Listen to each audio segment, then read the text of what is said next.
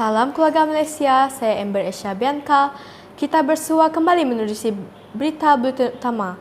Antara berita-berita penting hari ini, keharmonian Sarawak boleh dipelajari rakyat negeri lain. Saratok, keharmonian dan kerjasama yang menjadi teras kekuatan sebenar dalam kalangan rakyat di negeri ini boleh dipelajari oleh negeri lain di Malaysia. Ahli Dewan Undangan Negeri Adun, Kalaka, Muhammad Duri berkata, perpaduan masyarakat berbelang bangsa di Sarawak terbukti sejak sekian lama apabila dapat hidup bersama dan berkongsi budaya serta sambutan perayaan pelbagai kaum. Sebab itu, dalam konteks perayaan, kita dapat lihat semua bangsa bersama-sama memeriahkan sambutan Hari Raya, Gawai Dayak, Tahun Baru Cina dan Krismas.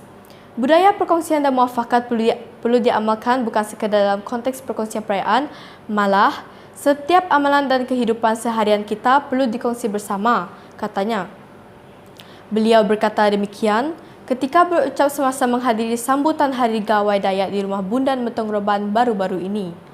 Muhammad berkata, amalan perkongsian budaya dan perayaan perlu diteruskan agar keamanan dan kestabilan negara terus kukuh dan harmoni selamanya.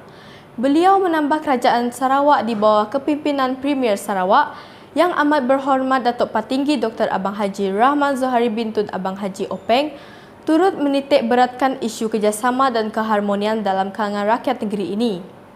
Dalam ucapan sama, beliau begitu kagum dengan suasana perayaan di negeri ini kerana ia turut dinikmati bersama oleh kaum-kaum lain.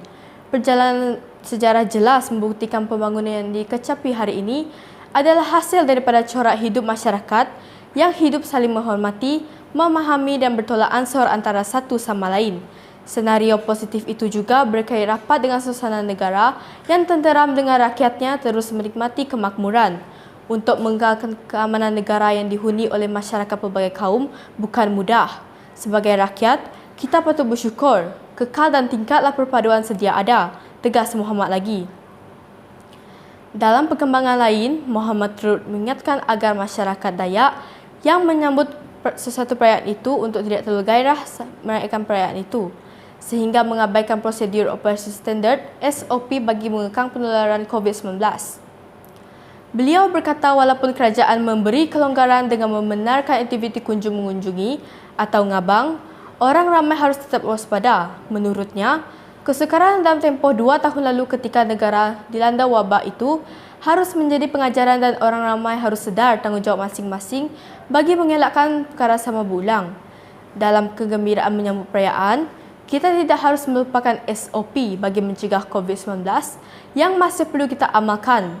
Ini tanggungjawab kita bersama kerana kita tidak mahu kegembiraan akan bertukar menjadi keadaan sebaliknya selepas 2 tahun tidak merayakan perayaan dengan bebas, katanya. Pada majlis tersebut, Muhammad turut mengumumkan pemberian geran buat Jawatan Kuasa Kemajuan dan Keselamatan Kampung JKKK, Rumah Bundan berjumlah RM15,000 dan Biro Wanita sebanyak RM5,000 serta sumbangan 50 buah kerusi buat kegunaan penduduk Rumah Panjang Bundan Metong Roban. Baiklah saudara, sekian berita bulletin utama keluarga Malaysia. Kekal patuh SOP walau di mana kita berada, kita jaga kita. Saya Amber Esha Bianca, salam hormat.